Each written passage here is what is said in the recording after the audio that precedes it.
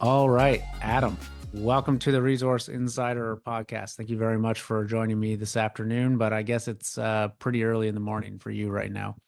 Yeah, thanks, Jamie. I'm happy to be here to talk about copper.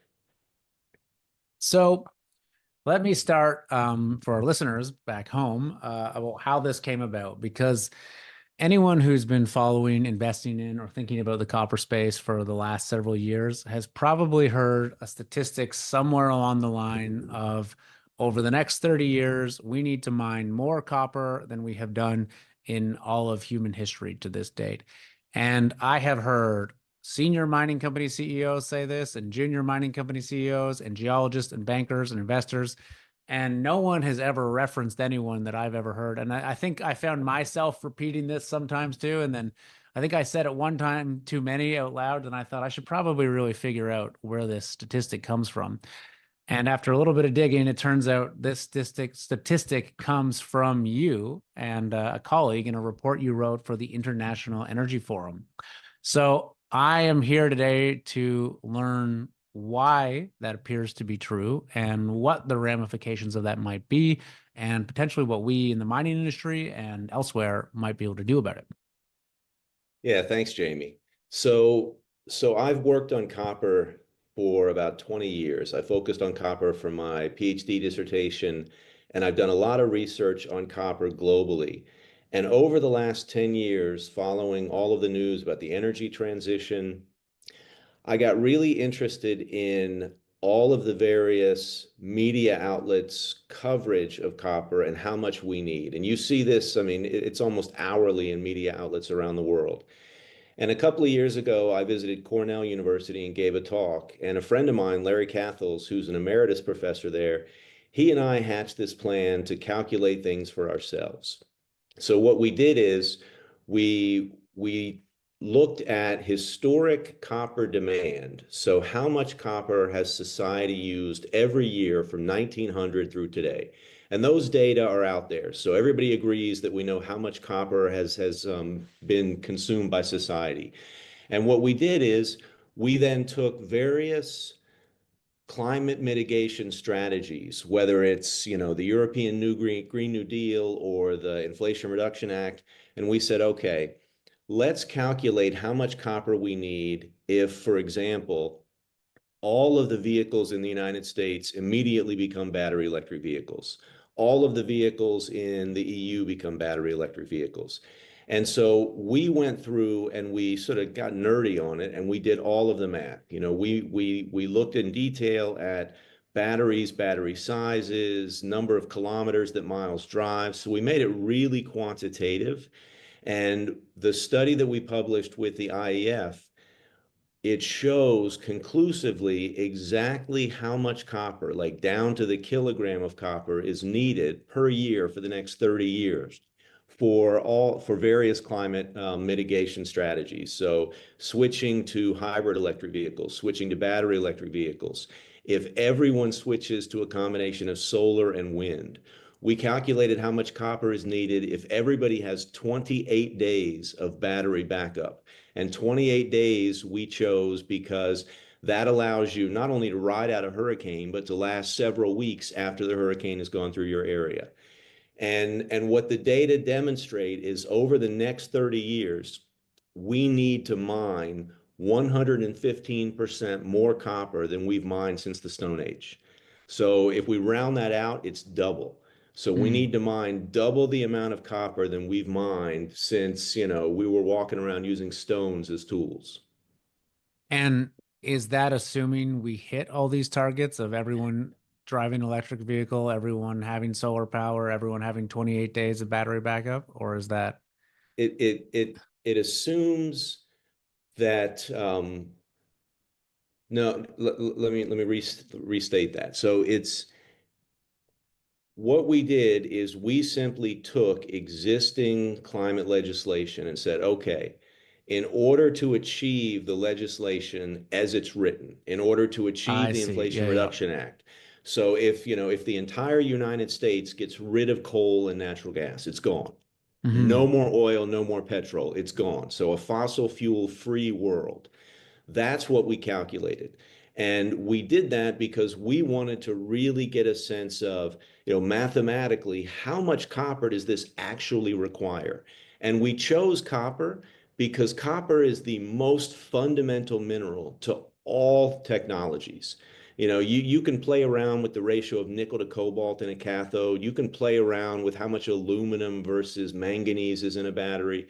You can even transition from NMC batteries, lithium ion NMC batteries to aluminum batteries, but you still need copper. And even though we might be able to decrease the amount of copper, we still need a phenomenal amount of copper. And so that was the whole goal behind our study is unbiased, unpolitical, non-ideological. How much copper do we need to achieve each one of these various scenarios? And does this, and sorry, I'm digging into this because when I read through your report, it mentioned this was kind of the business as usual scenario. And I guess you're accounting for all these projections and I don't know, like, because it's taking into account things like there will be no more ICE vehicles by 2035 and things like that in California and this sort of thing. But Right. is this taking into account just like standard growth and urbanization in places like India and sub-Saharan Africa and all these places where people are kind of getting lifted out of poverty over time and consuming more metals over time? It is. So we started with calculating business as usual. So taking copper consumption globally for 120 years Hmm. and projecting into the future the a compound annual growth rate for copper consumption that is consistent with historical growth rates. And you bring up a really good point. If we think about per capita consumption of copper in the United States, the European Union, other more technologically and economically advanced countries, we consume about double the amount of copper per year than less developed countries. And if you put that in numbers, it's about 1.4 billion people that consume copper at the rate that we do in the US and Canada and the EU. We've got another 6.6 billion people around the world who use half or even less copper. So business as usual is simply the amount of copper that we need to continue to develop globally.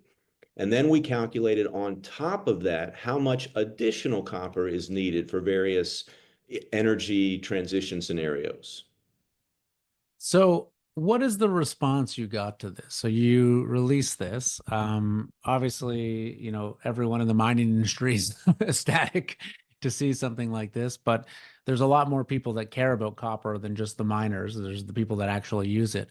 What was the response you got? Was it disbelief? Was it disinterest? Was it fascination? Like what were people coming to you and saying? So initially, our goal was to publish this in one of the many sort of mainstream academic journals. Hmm. And without naming names, your listeners can probably think of names that they've heard of. And Larry and I submitted it for publication, and we thought, you know what? There's no opinions here. It's literally just math.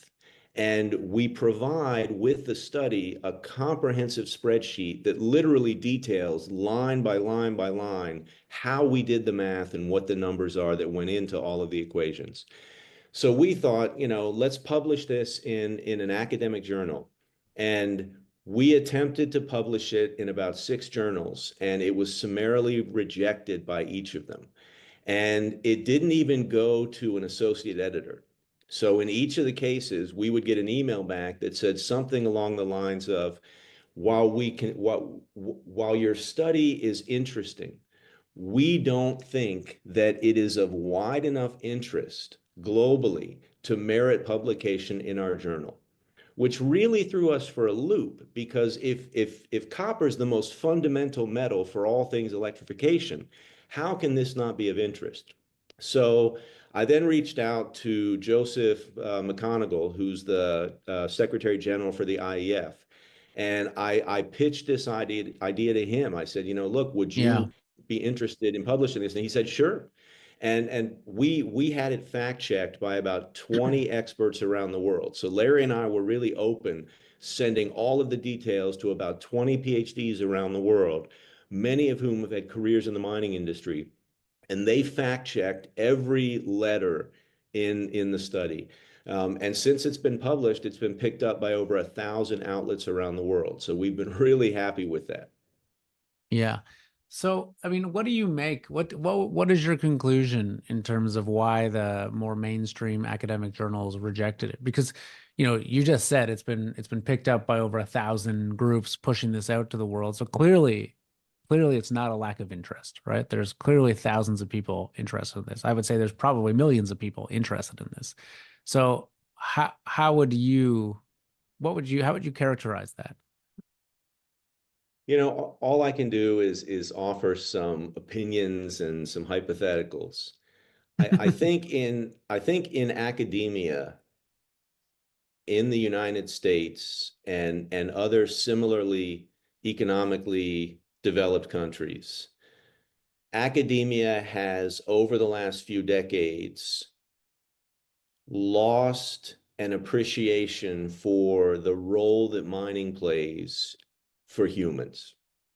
And it's not a role that's just, your newest iPhone or your newest laptop, but it's literally development globally. Hmm. Um, and if you look at how mining is portrayed in academia, whether it's textbooks or college classes, syllabi, it's generally portrayed negatively. Mining is used as examples of here is how pollution happens. And I think what that does is it almost inculcates students going through high school and college, some of whom become professors.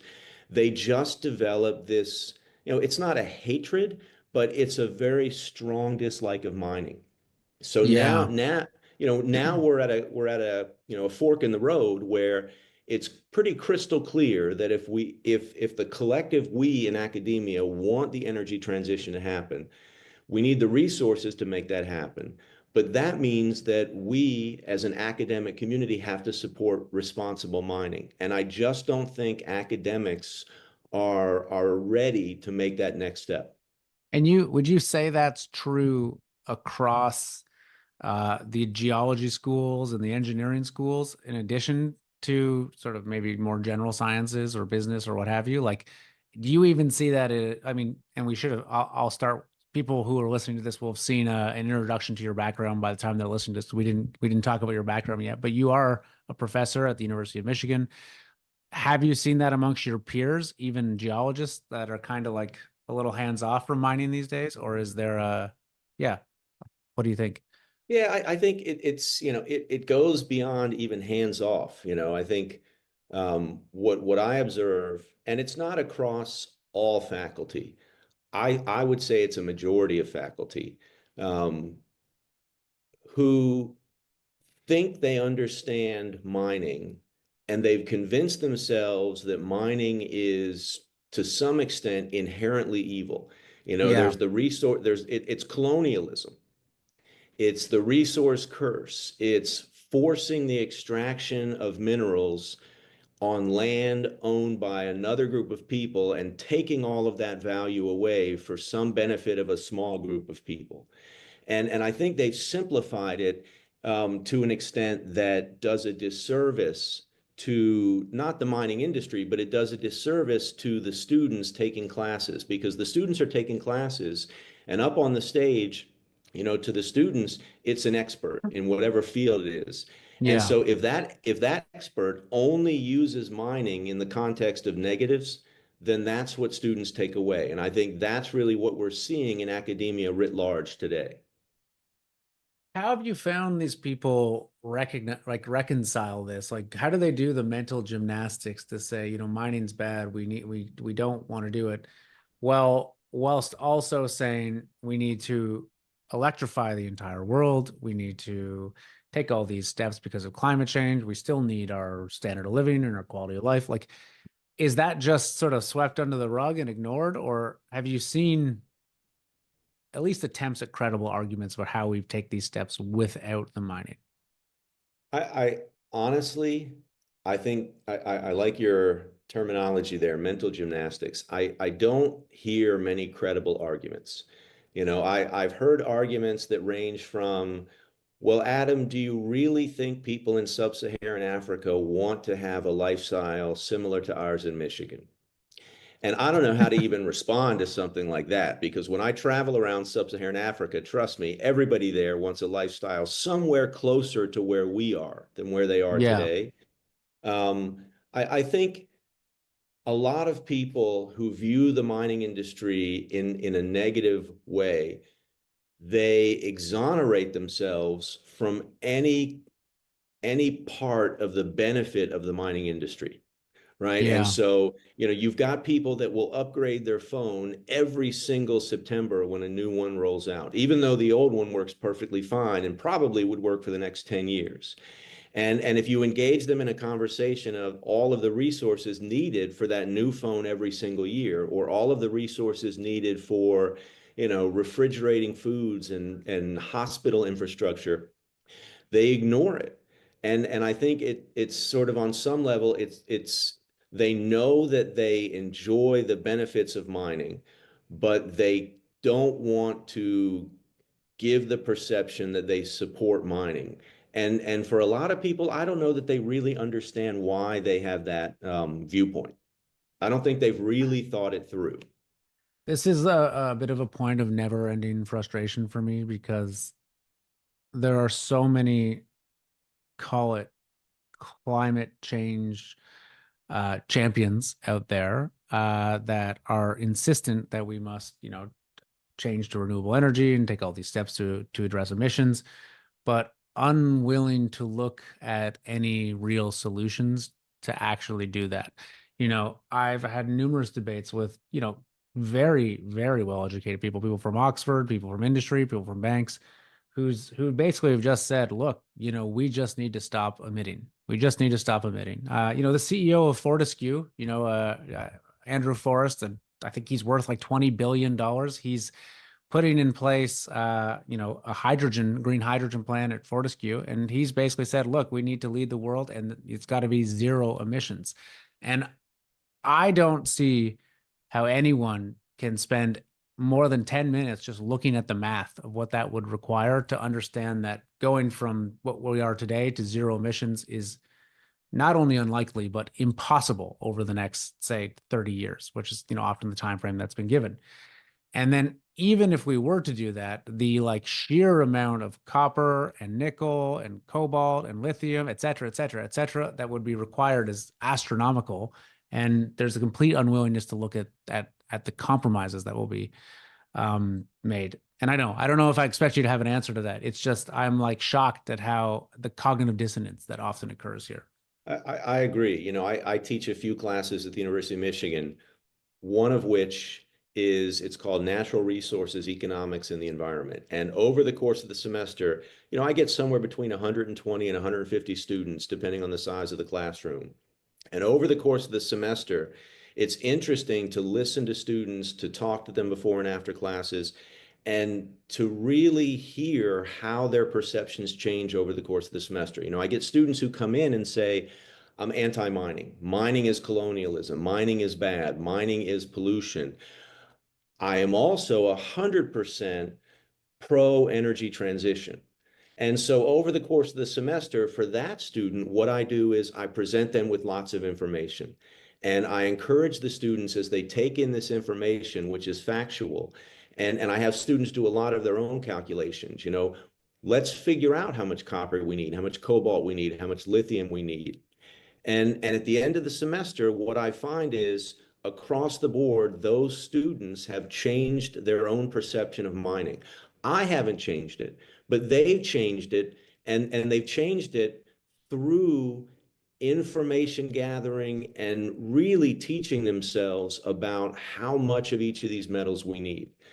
Um, for students who come in who are pro mining and who are, let's say, anti-energy transition, they also change similarly over the course of the semester, which is that they are pro mining throughout, but over the course of the semester, their capitalism, kicks in, and they see how much financial opportunity exists in responsible mining. And what they do by the end of the semester is they really develop an appreciation for 21st century mining, right? And mining, I mean, it's got a checkered history, but so does everything else. Yeah. And if we think about mining today and mining into the future, we're always going to expect some accident's going to happen somewhere. There's some risk involved, but the students at the end of the semester who came in pro mining, they realize how well mining can be done. So they feel more empowered to be able to have conversations about mining. And they recognize that even if they can be pro oil, they can be pro natural gas, but they recognize now how much of each of these metals we need just for business as usual growth. Hmm. So it's an all of the above. So we've talked about this demand, this kind of looming demand that very few people are aware of. Let's talk a little bit about the supply, right? Because say, and I want to also talk about what it takes to kind of bridge that gap or what conceptually it will take. But let's for a moment assume that the entire world got on board and said, hey, you know what? There's this, massive demand coming on copper. Let's meet it. What do we do there? Because, as I understand it, and you've done obviously more research than I have on this, those mines don't exist today, right? Like they're not there's not enough known projects to meet that demand globally, I would think. And I don't even mean projects that are not built. I mean they've not been discovered yet to meet that demand. Yeah, so in order to tackle that, we looked at historic mine production from 1900 to 2018, and we picked 2018 because then there's no impact of the pandemic. And what we did is we then used 118 years of mine production data. So that's business as usual. That's here's how much copper mining companies in aggregate have produced every year. And what we did is we then mathematically modeled future mined copper production, assuming that the future is the same as the past. And when we did that, what that math reveals is that if mining companies over the next several decades could operate and make the same number of discoveries and open the same number of mines at the same rate as they have for the last century, we would just about be able to meet business as usual demand. So that's hypothetical. Then Hmm. what we did is we dug into mining company reports for all the publicly traded mining companies, and we pulled data from countries where companies don't disclose those data, but you can make some pretty good, you can come up with some pretty good numbers. And what you realize is that over the next decade globally, mining companies have released, communicated to the public that from all existing mining operations, they will produce about the same amount of copper in 2032 as they did in 2022. Right? And so this is from the mining companies, right? They they 2022. Okay. Yeah. they they know their mines better than anybody else. They know copper reserves, they know production rates. So based on modeled market prices for copper and based on the amount of copper in every deposit, what we're going to see over the next decade is copper production from mines is going to decline. And this is probably most notable if you look at, for example, Chile, which produces about a fifth of the world's copper. Their national mining company, Codelco, they have released this in multiple ways over the last couple of years that they're really concerned because Codelco and copper production in Chile, that has been Chile's economy for 60 years. And Hmm. they've told us that they're going to start producing less copper after about 2029, 2030. So what we see then is mining companies are not going to meet, not only they're not going to meet the demand for the energy transition, but they're going to struggle to meet, forecasted annual growth rates for copper consumption from existing mines. Now, then you ask, okay, well, what are the mines in the pipeline? And there are a few. Ivanhoe's got their Kamoa-Kakula project in the Democratic Republic of the Congo, and that's going to be truly a world-class mine. Hmm. And then you look and say, well, where else? And you hit zero really quickly, right? You look at places, for example, the Resolution mine in Arizona, which is a joint venture between Rio Tinto and BHP. That deposit was discovered almost 30 plus years ago, and it still is not in production. That deposit alone would overnight provide about 25% of domestic copper for the United States. They can't get the final permits to start mining. You look at deposits in Alaska, like the Pebble deposit, which is Hmm. in this pristine environment. I mean, I love, I have to say, one of my favorite things to eat is wild caught salmon from Alaska. And I don't want any possible damage to those aquatic ecosystems. But the Pebble deposit, it would overnight become the world's leading producer, not only of copper, but copper plus gold plus silver plus molybdenum plus other metals we need for the energy transition. Tellurium, we need tellurium to make cadmium telluride photovoltaics, thin film solar panels. And that deposit is, I mean, it's likely to be unmined for the next few decades. So the pipeline, it just isn't there. And again, this is not political or Yeah. ideological, it's just the math. Well, it's actually almost worse than that if you think about it, because there's mines kind of getting taken off the board now, right? Like we just saw, God, what was the first quantum mine in Panama that just got shut down by the Yes. Panamanian government? And then Yeah. we just saw Canada block the acquisition of the Warintza deposit in Ecuador by the Chinese for, security reasons. So like, not only are we seeing known projects not get put into production, we're seeing mines that are already built being stopped for whatever it is, environmental, political, social reasons.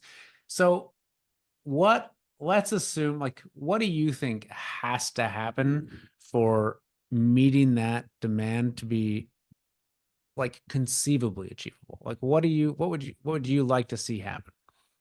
Yeah, You I know? think among the things that needs to happen is we need politicians in the US and other countries who on an hourly, certainly a daily basis, advocate in some way, shape, form, or fashion for the energy transition, away from ICE vehicles to battery electric vehicles. That's all great.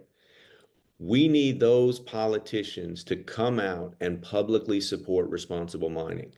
You know, in the last few years in the US, we have an administration who has, sort of one side is all things energy transition. How many new battery manufacturing facilities can you build? Let's count them, right? I mean, it's just phenomenal.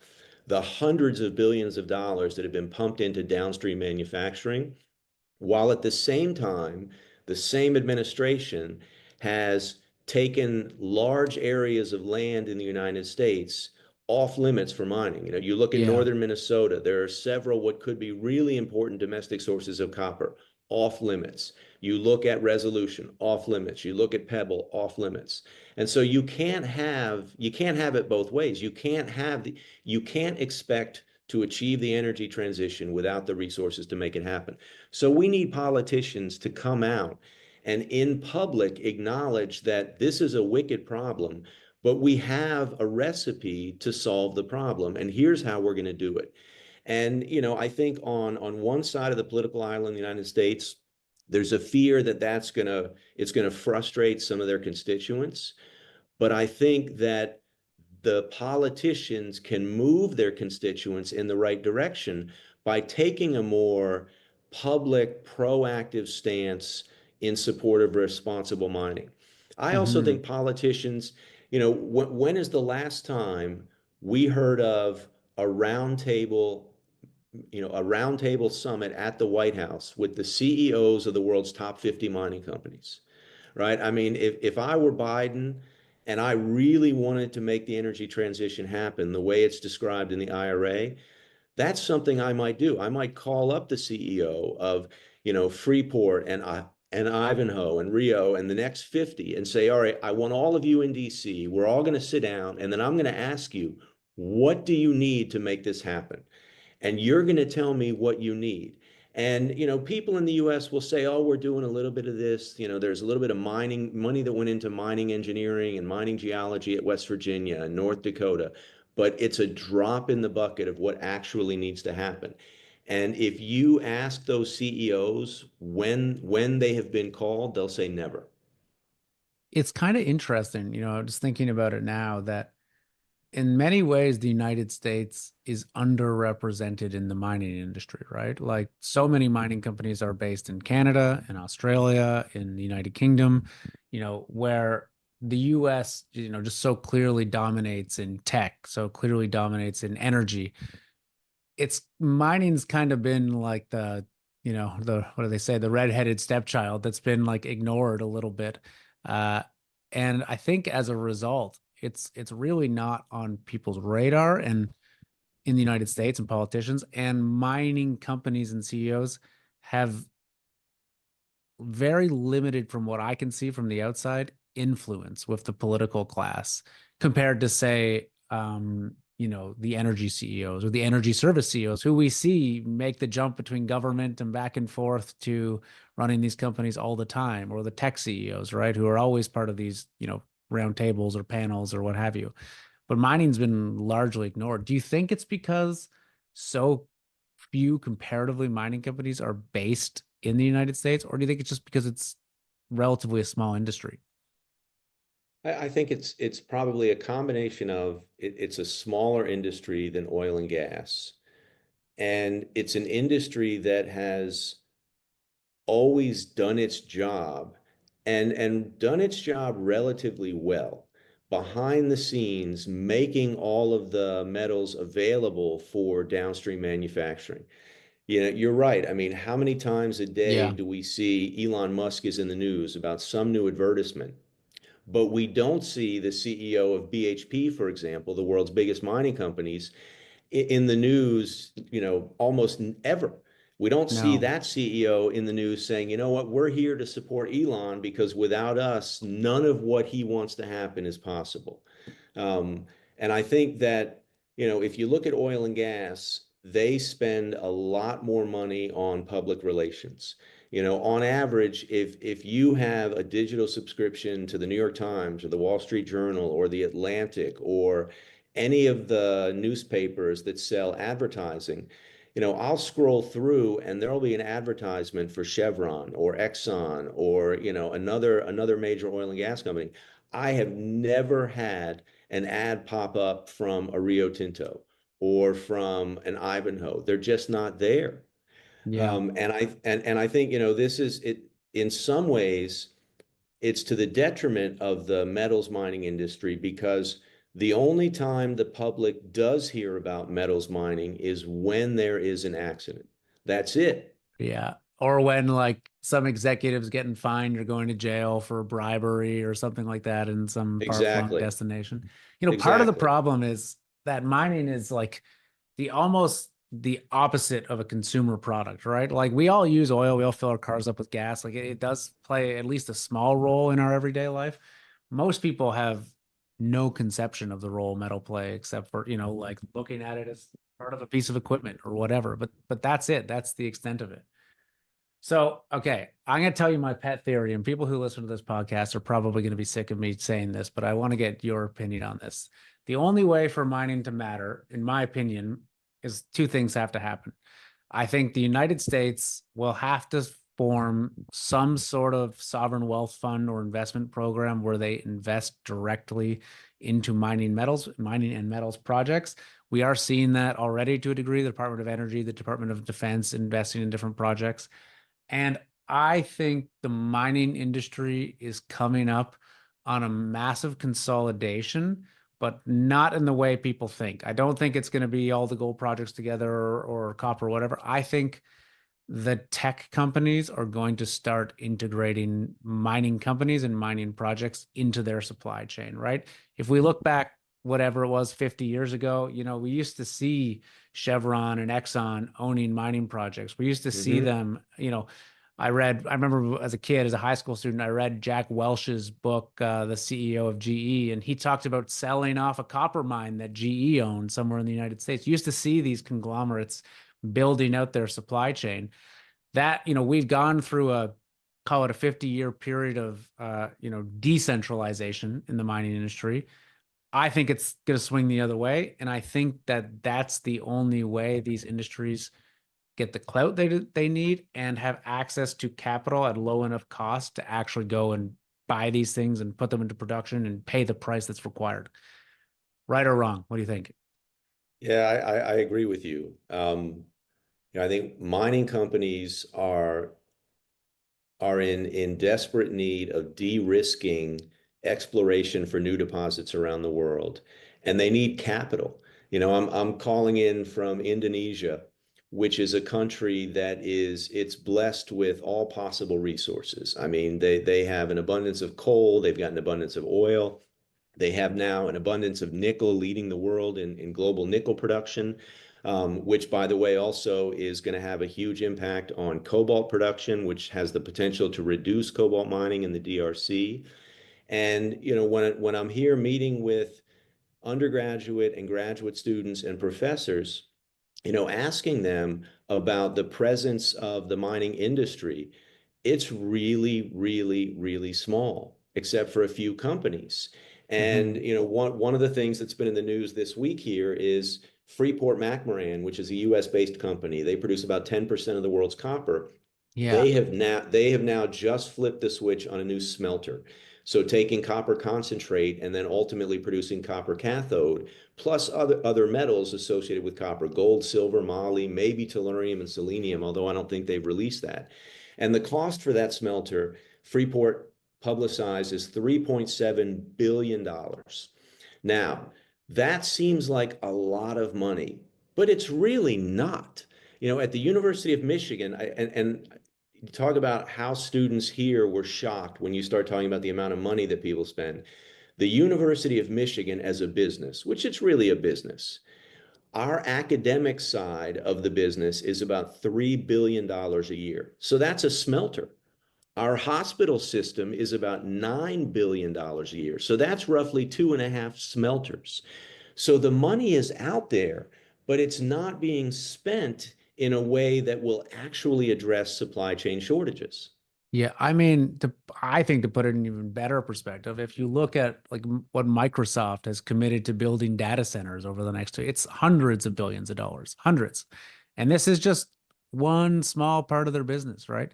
If you look at Apple, okay, the earpods at Apple, if they were a standalone business, they would be a Fortune 100 company, just the sale of the earpods, Yeah. right? So a smelter it's a rounding error for that. Steve Jobs could have put one of those on his credit card. Like it's tiny in the grand scheme It, of things yeah, for these tech companies.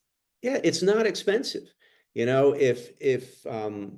If any of these companies, any of these tech companies, if they really wanted to eliminate concerns, for example, about child labor in cobalt mining in the DRC, there is plenty of opportunity for these tech companies to actually pony up, move out of plausible deniability. Well, we didn't know that there were children who were mining the cobalt, and put boots on the ground and spend the money to help develop the cobalt industry in the DRC. I was in the DRC last August for a month starting a new project on cobalt supply chains. And, I met a lot of men who wake up in the morning and put in an 18-hour day with a pick and shovel digging cobalt ore out of the ground. And my wife and I have co-parented four kids, two sons and two daughters. Both of my sons are about 6'5". And I thought to myself, if it was the difference between starvation and my sons and I would dig shafts, we'd be digging shafts. And when you meet the people there, they want safety. They want to develop 21st century minds. So where's the money to make that happen? I think maybe what we're really saying is, why isn't the tech industry stepping up? On the subject of data centers, there was an announcement this week that one of the big tech companies is signing an agreement with a new startup for small modular nuclear reactors. That's great. But where are all the resources going to come from for those nuclear reactors? I mean, you need a lot of copper per reactor, you need a lot of uranium per reactor. Mm. So they're again, they're only focused on downstream manufacturing, making sure the electricity can be provided to cool the data centers. But there seems to be no meaningful interest in putting their dollars into upstream production of the minerals industry. I mean, sitting last night at dinner here in Jogja in Indonesia, I mean, I pitched to a professor. I said, what if one of these tech companies came to you and said, we want you to develop a mining exploration program to scour Indonesia for all of the possible copper deposits that are here. And then we want you to develop a program to do all of the environmental impact assessments. How much would that cost? And without giving you the dollars here, Jamie, it's a fraction of what it would cost at the University of Michigan, but nobody's doing it. Why not? You can then go from that to you take a country such as Indonesia, development doesn't happen for free, right? Charity is not going to develop all of the various areas of Indonesia or sub-Saharan Africa or Latin America. So you No. have lots of places around the world that have the resources we need. They've got wicked smart people who can help solve these problems, but there's no investment. So why isn't that happening in your opinion? Why aren't these tech companies doing that? I mean, I actually know people who have worked in sort of supply chain management and blah blah blah, high quality supply chain for Apple, for example, sourcing these things. Why don't they just say, "Oh, for God's sakes, I'll just buy the damn thing and make sure it's done right. It's a rounding error to our balance sheet." I wish I knew that answer. Um, You I know, mean, in some set, ways, it touches what you said earlier, right? Like maybe the mining industry has just done too good of a job, right? It's kind of like you're working behind the scenes. The metal's there when you want to buy it. It's at a price that's reasonable, and like that's it. It's not a problem. So why fix it? Do you think there's an yeah, element to that? I think there has to be. And historically, demand increased at a pretty, consistent rate year over year. Now, what we're talking about is demand on steroids, right? We're not talking about just regular demand for metals. We're talking about demand is going to increase significantly and it's going to increase really rapidly, right? I mean, boom, within a few years, we need double the amount of copper we've mined for the history of humanity, coupled with the fact, back to your Apple product that sits in your ear that's designed to be obsolete in 18 to 24 months. I mean, how great a marketing gimmick is that? You're going to buy something from us that we literally are going to tell you in 2 years will not work anymore. It is not recyclable, so you're going to throw it in the trash, and then you're going to come back to us and buy something new from us for more money. I think that mining companies have always been there to provide the incremental increase in demand. Um, but with those AirPods, what are all of the metals that 10 years ago we didn't even need? Before we had cadmium telluride solar panels, we didn't need tellurium. Before we had lithium ion batteries in, battery electric vehicles, we didn't need the quantities of lithium, cobalt, nickel, manganese, aluminum, copper, etc. And it's that rapid increase in demand that is really going to come back and it's going to bite the tech industry and society in general in the ass. When 30 years from now, there are going to be a lot of people saying, oh, why didn't you tell us? We So didn't what? know we needed to mine faster. Yeah, I mean, what do you think has to happen? Like, what is the catalyst? What has to happen for that to occur for Elon Musk at Tesla or whomever to say, oh God, like we need to start putting money to work here. What do you think that is? I think the people with the power of the pen simply need to make the decision that they are willing to put their money into something on the upstream supply. That's it. That's all that needs to happen. I mean, honestly, if Elon called me up and he said, Adam, I want to get into copper and cobalt mining in the DRC, help me make it happen, we could make it happen. Right? I mean, seriously, we could go to the DRC, we could partner with faculty and students at the University of Lubumbashi and other places, and we could develop a program to supply all of the cobalt that Tesla needs. Right? That could happen, and it could happen on a time scale of years to maybe at most a decade. But we're not getting those phone calls from people in tech who want to spend that money. Yeah. I think my thought is that something very painful has to happen before there's action that's taken, that there has to be a shortage, and there has to be a hard time getting something. Well, And I guess, I was going to say I think that's happening for people on the political left in the U.S., right? I mean, in the last month, Florida has been slammed with two hurricanes. I mean, it was basically like, God took Florida and Mike Tyson in his prime and said, I'm going to hit you twice before and Yeah. so they're down and out, and we've got people in Florida, and it's truly a tragedy, right? I mean, myself, nobody wants somebody to have to live through the aftermath of a hurricane. But on one side of the political aisle, we have people telling us that the way to minimize future hurricanes is to rapidly move away from internal combustion engines. And you say, okay, well, here's the recipe. Oh, no, no, but we don't want to mine either. Yeah. Do you think metal prices need to go up? What are your view on that to I bring think these things into production? with the current business model, metal prices have to go up to stimulate mining companies to invest more in exploration, more in research and development, new technologies to explore for mineral deposits, and to allow mining companies to flip the switch on existing deposits.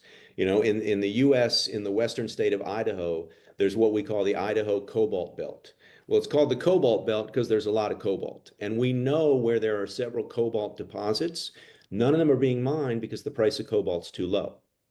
So if the government were to look at that and say, okay, here's a domestic source of cobalt, we really need cobalt. What is the price that mining company X needs to flip the switch and operate and produce cobalt from this mine for 10 years, 20 years, 30 years? We'll guarantee that, right? Some sort of price floor. All right, we'll eliminate that Hmm. risk. So if you as a mining company, you have discovered a cobalt deposit, you have put together your business plan to develop, operate, maintain, and produce cobalt for the life of the mine, and you tell us, it doesn't have to necessarily be the cash cost on dollars per ton of cobalt production, but it could be something along those lines, right? Where you tell us if you need X dollars per ton of cobalt in order to operate in the black, we will guarantee that. So if market prices go up, you can benefit from that. You take the excess. But if market prices drop lower than your cash cost to operate the mine, we'll cover that. All right, I mean, to me, again, that seems really simple. And we're doing that in so many other ways with downstream manufacturing, right? I mean, I think on some level, you look at America's big three automakers, there's certainly, while there was nothing on the level of collusion, right? The DOE looked at the big three and said, okay, what do you guys need in order to transition to battery electric vehicles? And let's build in subsidies. To me, those subsidies are the same as a price floor for cobalt mining, right? I Huh. mean, you can quibble about the legal definition of terms, but it's fundamentally the same thing. The same thing with lithium. You've got Albemarle Lithium that has access to the Kings Mountain lithium deposit in western North Carolina. It's one of the biggest lithium deposits in the entire world. And so why not go to Albemarle and say, you know what, you tell us what's the price floor, right? What do you need us to guarantee so that if lithium prices are above that, you profit? If lithium prices drop below that, we guarantee that we will cover the difference. Albemarle would start producing lithium from that mine next year. Have you ever seen this happen? Is there a precedent for this anywhere? These sort of building in these price floors to critical commodities? Yeah, I've gone down the rabbit hole trying to find really good crystal clear examples. And in what you come up with is, good examples would be the Civil War, World War I, World War II, where if you look at the federal spending as a percent of GDP, it went through the roof. And if you look at World War II with Roosevelt, what did Roosevelt do? He literally, and maybe it wasn't him personally, but some people suggest it was, he called up people like Henry Ford and he said, look, I know that you've got really successful auto manufacturing facilities, but I need you to build bombers. I need you to build tanks, and I need you to build them yesterday. Can you do that for me? And Henry Ford said, yes, sir, we can. And, everybody's probably seen Rosie the Riveter. I mean, that was 20 miles from my house at Willow Run Airport. And literally in the span of weeks to months, these entire production facilities transitioned from making, whatever the Model T of 1940 was, to building B-2 bombers at the rate of something on the order of one per hour. When we look at the medical industry, in the United States, there's a lot of concern about the cost for prescription drugs. And among the really positive things that our current president has done is he has put price caps on insulin, right? I mean, that's phenomenal, right? People with diabetes, that is literally the difference between life and death. And so there are precedents, and maybe they're not exactly the same, but the examples that are out there indicate everything is doable. We just need the people who are in positions of leadership to actually lead. If the US government, I'm thinking this through as we talk about it, put a price floor under certain commodities, what do you think would be the repercussion on the price of those commodities globally, right? If there's a price floor on copper of $5 in the United States, what's the price of copper in China after that? As given China buys, I think something like half of the world's copper goes to China at this point. How does it potentially undermine the United States' competitiveness in manufacturing and electrification and all these things? Or does it just sort of bring up the price globally? What are your views on that? I'm kind of putting I, you on the spot here, so I don't expect you to have a I, perfect answer. I would hope that what it would do, what I would hope is that it wouldn't be the US only, that it would be a multi-country effort. You know, you take all the countries in the OECD, and it's each of those countries that advocate the most strongly for the energy transition. So what if they got together as a group and said, you know what, let's use our collective power to put in place these price floors. And I think what that has the potential to do is that would buoy up global prices. That would provide certainty for mining companies to invest more in exploration to discover the new copper deposits that we need to meet demand. Yeah. We're coming up on an hour now, so I just have a couple questions left. And I want to be respectful of your time. You're supposed to start your day in Indonesia. Um, Is there anything going on, any discoveries anywhere in the world that you're particularly excited about that you think there's a really perhaps under acknowledged or under understood element in the mining industry today? I think in the African copper belt, which stretches roughly from Angola across the southern part of the DRC into Zambia, Yeah. the discovery of the Kamoa-Kakula deposit, you know, a decade or so ago by Ivanhoe, that's a game changer for the African copper belt because they discovered a type of copper mineralization that previously was relatively unknown in that area. This is And sedimentary copper, right? Is it's that right? sedimentary hosted Yeah. copper, exactly.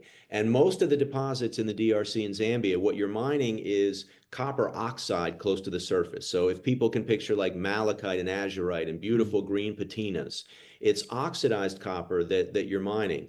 At Kamoa-Kakula, it's the sulfides at depth that are being mined.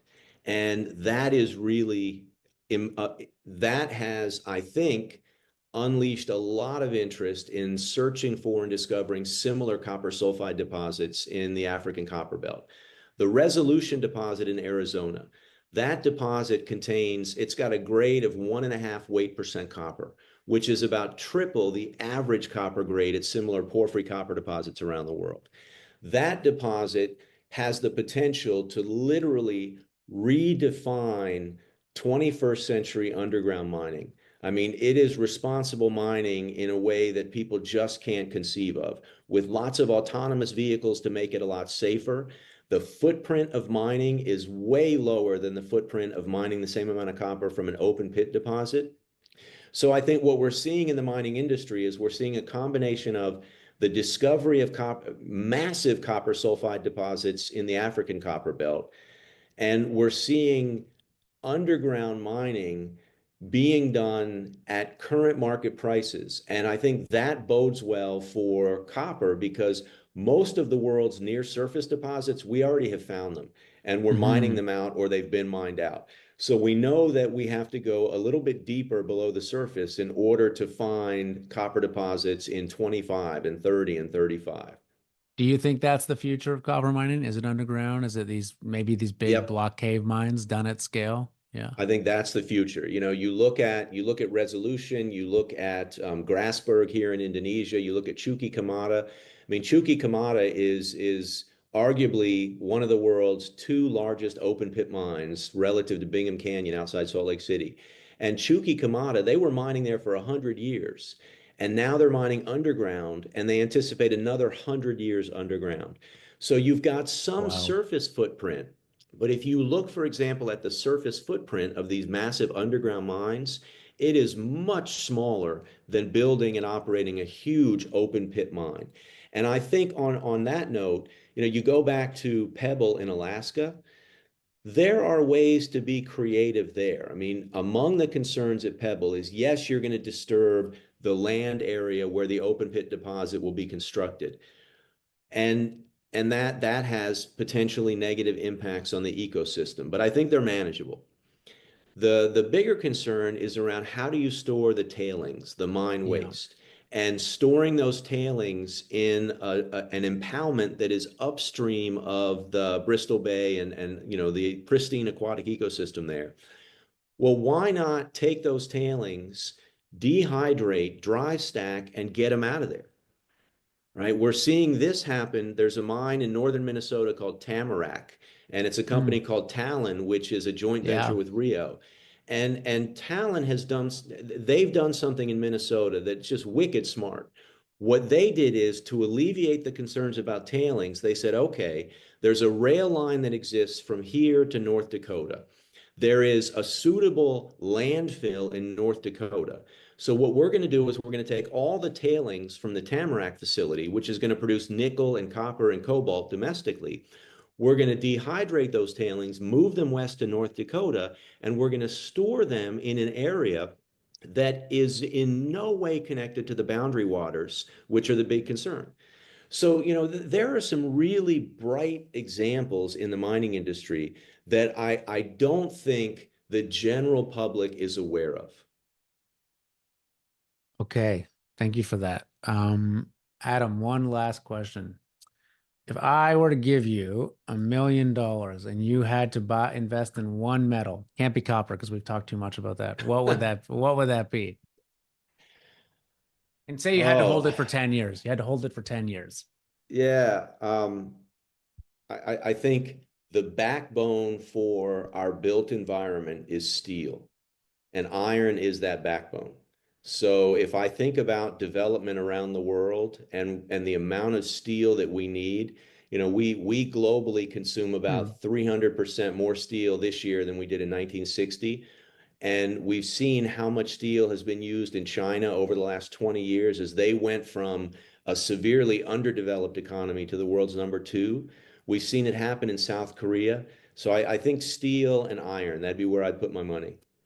Okay, well then we need a second question to that because iron is not one market. It's a geographical market. So where would you invest in iron then?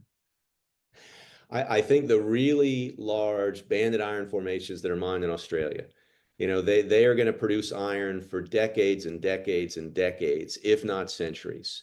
And So I easy think that access to China and Asia and India. Yeah. absolutely, yep, yeah, that'd be a good place to store my $1 million, That's a which good I'm one. We happy haven't to. had that answer before, so I like that one. Yeah, happy to send you my Venmo information if somebody wants to pony up that million. All right, I'll put it in the show notes. Okay. Thank you very much for taking the time today, Adam. Very much appreciated. Absolutely, Jamie. It was a pleasure to be here. Thank you very And much. if anyone wants to learn more about your work, what you're doing, is there a good place to check that out?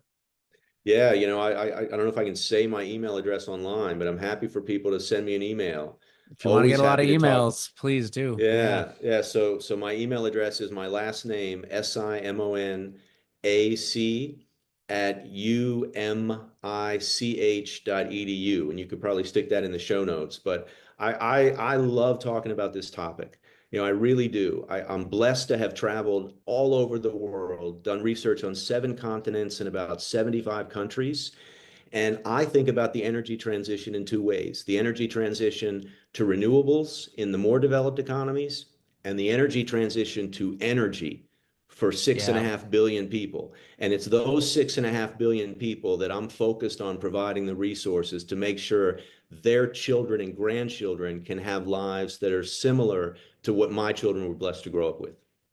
Yeah, I mean, we could have a whole other conversation. I think it's almost 1 billion people have access to no electricity, right? They don't have a light bulb in their house. There's nothing to read by at night. And, No, they're not and worried about solar panels or windmills. They're just worried about the, anything.